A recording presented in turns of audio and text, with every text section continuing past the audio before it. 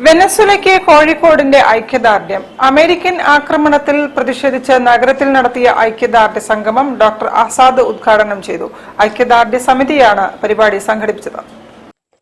വെനസ്വേലയിൽ American സാമ്രാജ്യത്വം നടത്തുന്ന കടന്നാക്രമണത്തിൽ പ്രതിഷേധിച്ച് കോഴിക്കോട് നഗരത്തിൽ ഐക്യദാർഢ്യ സംഗമം നടത്തി. ഐക്യദാർഢ്യ സമിതിയുടെ ആഭിമുഖ്യത്തിൽ നടന്ന പരിപാടി എഴുത്തുകാരനും സാംസ്കാരിക വിമർശകനുമായ ഡോക്ടർ ആസാദ് ഉദ്ഘാടനം ചെയ്തു. അമേരിക്കൻ സാമ്രാജ്യത്വം അഴിച്ചുവിടുന്ന അധിനിവേശ യുദ്ധങ്ങൾ കമ്പോള താൽപര്യത്തിന്റെ പേരിലാണെന്നും ഇതിനെതിരെ ശക്തമായ സമാധാന പ്രസ്ഥാനം വളർത്തിയെടുക്കണമെന്നും അദ്ദേഹം പറഞ്ഞു.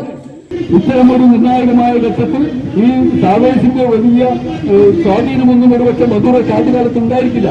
ആ കാലത്തുണ്ടായിരുന്ന ഇടപെടലുകളുടെ കാർക്കശ്യത്തെപ്പറ്റി, അതിന്റെ ഏകാധിപത്യ സ്വഭാവത്തെപ്പറ്റി ഉത്സവമാധ്യമങ്ങൾ ധാരാളമായി പറയുന്നുണ്ട്.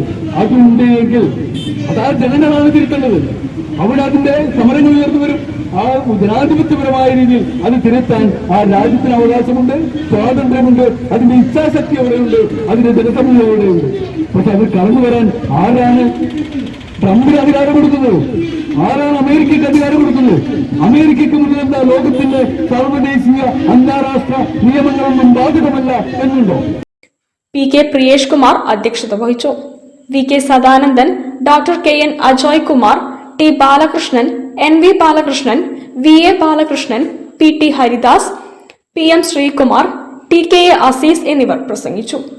വത്സരാജ സ്വാഗതവും എ സജീന നന്ദിയും പറഞ്ഞു. News bureau, Kozhikode. ഒരു ഇടവേള കൂടി. ക്യാൻസറിനെതിരെ പൊരുതാനായി കാലിക്കറ്റ് സിറ്റി സർവീസ് സഹകരണ ബാങ്കും MVR ക്യാൻസർ സെന്ററും സംയുക്തമായി അവതരിപ്പിക്കുന്ന ക്യാൻസർ ചികിത്സാ സഹായ പദ്ധതിയാണ് മാസ് കെയർ.